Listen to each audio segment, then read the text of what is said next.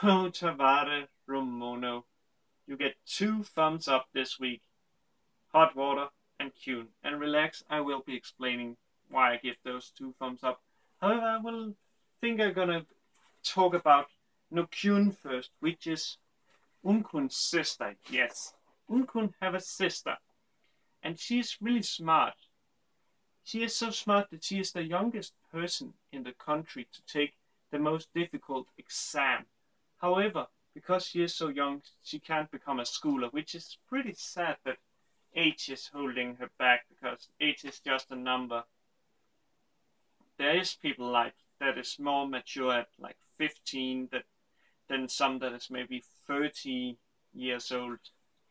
So yeah, it's a bit sad. It's also sad that she don't have any friends. And the reason why she don't have any friends isn't because she don't want any. It is because she thinks that in order to have friends, you need to understand all about them so you don't hurt them. However, because she talks with Haku, she comes to realize that you don't need to understand everyone or your friends completely to be friends. You just need to jump out and see if they are like fit for you. You can always be like avoiding them, or sorry about that, that is actually a bad thing. You can always, if you think that you like somebody and want to be their friend, you can always talk to them. So yeah, it's really important. Also, he brings up a very other good thing, and that is that it would be creepy if everyone was the same. And that is true, because if everybody was the same, then let's say in Perfect Insider, it wouldn't be as great as it is. And yeah, I know some may say that Perfect Insider is really boring and crap because it doesn't give you everything, like on a silver platter. You actually have to think, and there is no action or very little action. So yeah, and that is actually a thing, because if we all was the same, we would know how it ended already and wouldn't have any desire to talk about it. Like in communities like, let's say, Crunchyroll, there would be no desire to like write in the comments and like talk about theories and stuff. However, because we all are different, we actually can talk about stuff like that, and that makes me happy. It also is, of course, the reason why I can make those reviews, because if we all was the same, there would be no interest in them. So yeah, it's really a good lesson we learn. And now let's talk about, as I said, the thumbs up, because we find out that Kuon, she really likes hot water. She is actually so happy that when she hears that they can take a bath in a hot tub, or not a hot tub, what is it called? Or it's a hot spring, yeah. That she basically like runs off and jumps in, and man, that fan service, thumbs up again. And then when Rority and Kuon is too slow, she actually takes their bath towels away from them. So good job, Kuon. And then, yeah, as I said, over the course, her and what's it called, Kuon and Rority actually makes friends with Kuon, because she learns to accept that you don't need to be that it's okay to not understand the person completely, and that if you want to be a friend with them, you just have to ask. So yeah, it's a really good lesson.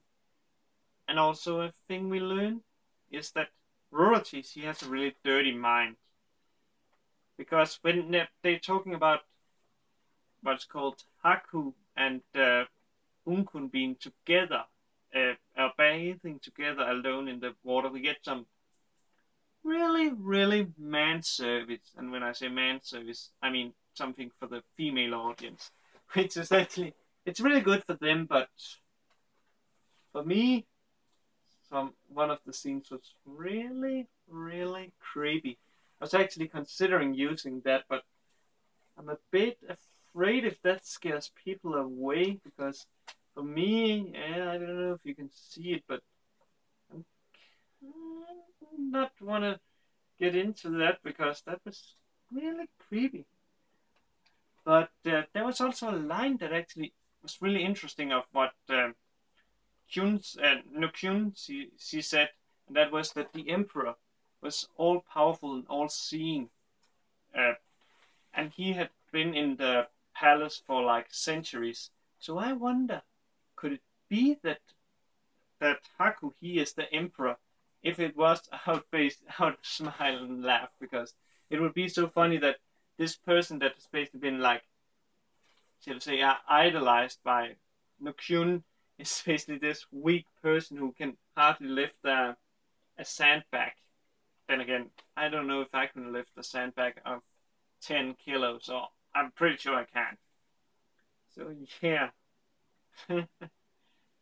But there was the thing after the ending actually also like, what's it called, builds this up, that he is a very important person, Haku, because we are basically taken to what I presume the palace where two are coming to report that they have found him. And when they say him, I'm presuming it's Haku. Of course, I could be wrong, and that we won't have answers to until maybe next week's episode, or maybe future episodes, because I cannot say when this is getting important. It's just important to mention. And the final thing that is really important to mention is that, and it was something that I really was like, what the fuck? I actually, when I took the picture, I wrote spoiler as what's it called, the title, because it's a huge spoiler, and something that I was basically like, holy black Jesus, man. Man, that was like, oh my god. Because we found out that the guy we saw last week, Otoro, you know, the man with the mask that looks like Hakumen from the first season, he's actually Unkun, or you could say Unkun is Otoro, because from what he's telling us, Unkun is a fake identity he takes.